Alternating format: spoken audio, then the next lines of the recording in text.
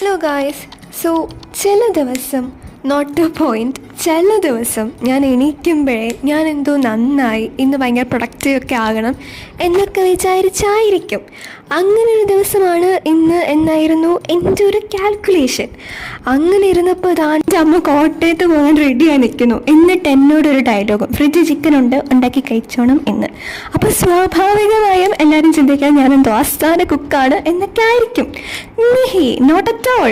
ഞാനും ചിക്കനും തമ്മിലുള്ള ഏക പരിചയം തന്നെ കഴിക്കുമ്പോൾ മാത്രം, പിന്നെ യൂട്യൂബിലും കണ്ടുള്ള പരിചയമേ ഉള്ളൂ. സോ ചുരുക്കത്തിൽ പറഞ്ഞാൽ എനിക്ക് ചിക്കൻ കഴിക്കാൻ മാത്രമേ അറിയൂന്ന്.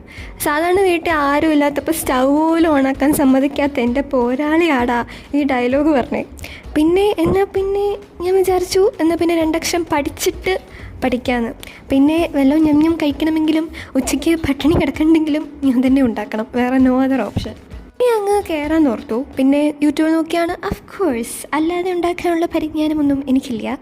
പിന്നെ ഒരു വീഡിയോ കണ്ടു, എന്തോ എനിക്കങ്ങോട്ട് വല്ലാണ്ടത് ഇഷ്ടമായി. ഈ ലവ് അറ്റ് ഫസ്റ്റ് സൈറ്റ് എന്നൊക്കെ പറയുന്ന പോലെയായിരുന്നു അത്. അങ്ങനെ എൻ്റെ ഓർമ്മയിൽ എൻ്റെ വീട്ടിലെ എന്തൊക്കെ പൊടിയുണ്ടോ അതെല്ലാം ഞാൻ ആ ചിക്കനിലേക്ക് ഇട്ട് നശിപ്പിച്ചു എന്നാണ് എൻ്റെ ഒരു പരിജ്ഞാനം, എൻ്റെ ഒരു വിശ്വാസം.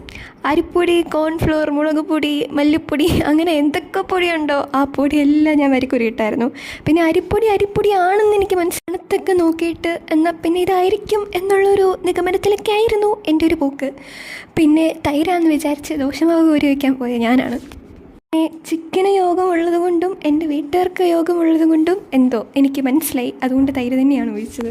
പിന്നെ ഓഫ് കോഴ്സ് ഈ കണ്ട പൊടിയൊക്കെ വാരിക്കോരിയിട്ട എന്തായാലും ടേസ്റ്റ് കാണും, അതുകൊണ്ട് ടേസ്റ്റ് ഉണ്ടായിരുന്നു. സത്യം പറയാമല്ലോ, നല്ല ടേസ്റ്റ് ഉണ്ടായിരുന്നു. പിന്നെ എൻ്റെ അപ്പന് എന്താണെന്നറിയത്തില്ല, കറക്റ്റ് ടൈമിംഗ് ആയിരുന്നു. ഞാൻ ഉണ്ടാക്കി കഴിയാറായപ്പോഴേക്കും എൻ്റെ അപ്പം കറക്റ്റ് വന്നായിരുന്നു. പക്ഷേ യൂട്യൂബ് ചേച്ചി ചതിച്ചില്ല കേട്ടോ, നല്ല ടേസ്റ്റ് ഉണ്ടായിരുന്നു, എനിക്ക് ഒത്തിരി ഇഷ്ടപ്പെട്ടു. പിന്നെ എനിക്ക് ആ കൂടെ പാളിപ്പോയത് ഈ ഒരൊറ്റ സംഭവമാണ്.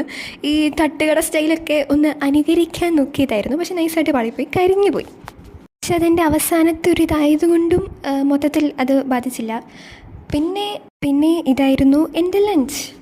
കൊള്ളായിരുന്നു കേട്ടോ, നല്ലതായിരുന്നു, നല്ല ടേസ്റ്റ് ഉണ്ടായിരുന്നു. പിന്നെ എന്താണെന്നറിയത്തില്ല, വൈകിട്ട് ബിരിയാണി കഴിക്കാൻ വല്ലാത്തൊരു കൊതി പോലെ. അപ്പോൾ പിന്നെ ഒന്നും നോക്കില്ല, ചിക്കനെ കുറിച്ച് അല്ലറ ചില്ലറ മോഡിഫിക്കേഷൻസ് ഒക്കെ വരുത്തി നമ്മളങ്ങനെ ബിരിയാണി ഉണ്ടാക്കി.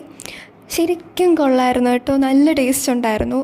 ശരിക്കും മൊത്തത്തിൽ അടിപൊളിയായി. നമ്മൾ വറുത്ത കോഴീൻ്റെ ബിരിയാണി ഉണ്ടാക്കി. That's it, by.